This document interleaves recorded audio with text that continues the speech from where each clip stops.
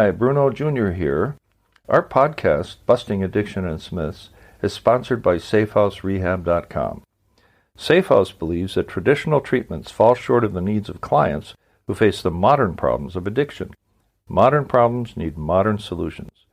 Multiple addictions, multiple relapses, multiple triggers, and cheaper and more powerful street drugs set up unprecedented challenges facing treatment centers. What is needed is a more sophisticated approach, a better way forward. There are 3 reasons to choose our progressive modern treatment program. 1, a more sophisticated intake process.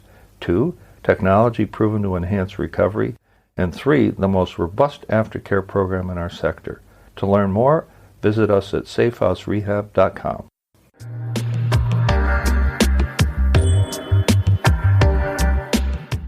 How long does a typical treatment program last? What's recommended and why? So, with respect to how long treatment should last, the assumption here is this is residential, intensive, inpatient treatment, followed potentially by a time in sober living. What we recommend at SafeHouse, and I would be willing to bet that most other residential treatment programs will recommend more than 30 days. There are some situations where somebody has a job and they have to go back, so that's okay. But the recommendation is long enough for it to make a difference. So that's a conceptual idea.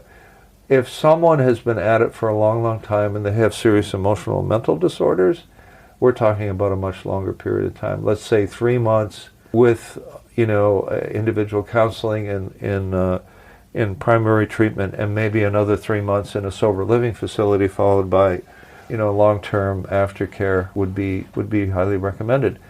And there's no such thing as a typical addict or alcoholic, but let's say you have somebody who's been drinking and doing drugs for anywhere from 10 to 20 years, they're still fairly young.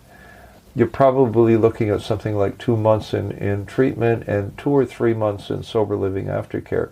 The sober living aftercare is kind of a sigh of relief, but it's also a chance to begin to practice, what you learned in primary treatment.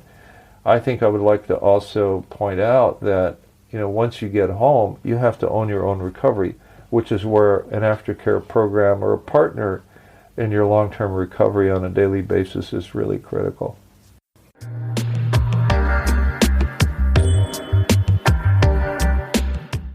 Our podcast is sponsored by SafeHouseRehab.com, a modern approach to recovery. To learn more, visit us at SafeHouseRehab.com.